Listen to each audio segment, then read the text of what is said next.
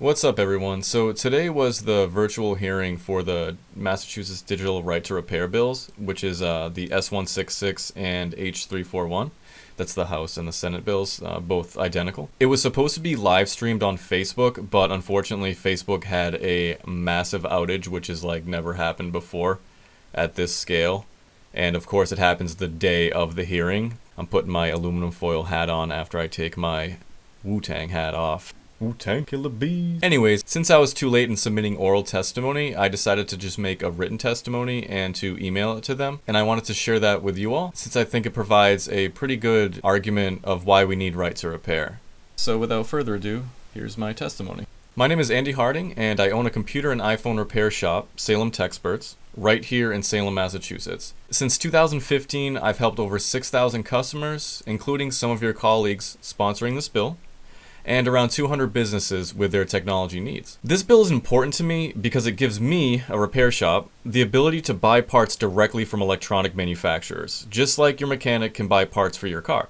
Currently, our entire industry relies solely on aftermarket parts, the quality of which are inconsistent and unpredictable. This is because some manufacturers, like Apple, Samsung, etc., choose not to sell us parts if we're not authorized. Apple's argument is that they do offer an authorized program called the Independent Repair Program, or IRP for short, for third-party repair shops to buy genuine parts. However, this is simply a PR stunt and not a viable replacement for this right to repair bill. The IRP allows us to buy genuine parts if we qualify according to the outrageous terms outlined in Apple's NDA. One of these terms is that since we cannot stock replacement parts, the customer must wait 3 to 5 days for a single screen replacement in their iPhone and up to an entire week for a battery replacement. Most of my customers have trouble waiting 15 minutes.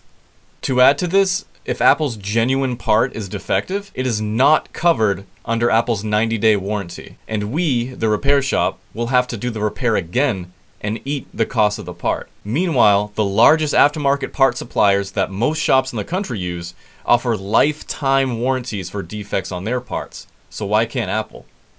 I have saved customers tens of thousands of dollars on repairs that the Apple Store either misdiagnosed or simply lied about in order to sell the customer a new device. Just this past month, on September 8th, Apple quoted a customer $1,000 for a MacBook repair.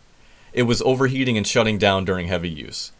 I fixed it for $80. I removed cat hair from the fans. On September 14th, Apple quoted a customer $800 for a MacBook Pro repair. It had no power. It just needed a new battery, which I replaced with an aftermarket one that holds less charge because I can't get a genuine one. I charged them $150 for this repair. On September 24th, Apple wiped a customer's data, told her the phone was unrepairable, and pushed her to buy a new iPhone. I fixed it for $60 by replacing the earpiece cable. But because I didn't have access to Apple's proprietary software, I wasn't able to restore full function, Face ID, to the phone.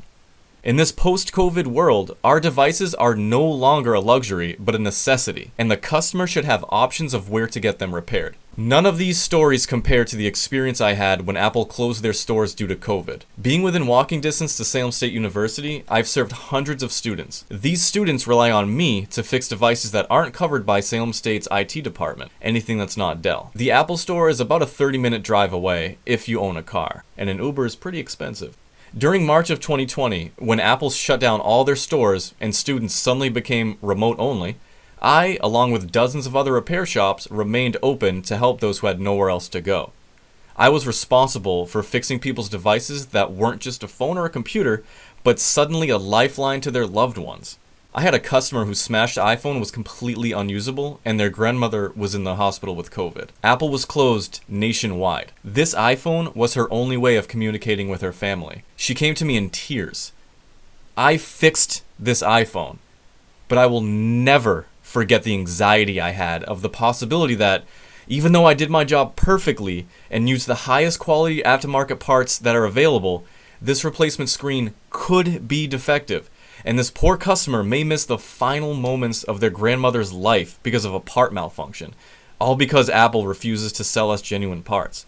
It might sound dramatic, but these effects are real. To put it bluntly, if independent repair shops don't get this Right to Repair Act passed, many of us, like myself, we'll simply close up our doors and move on to other careers. It's incredibly draining doing a repair perfectly and having to redo it 3 more times because the part was defective, multiple times a day. It's simply not worth it for me mentally or financially to operate a business in this manner. I don't fix consumer devices because I plan on getting rich. I do it because I enjoy serving the public and providing a service that people need.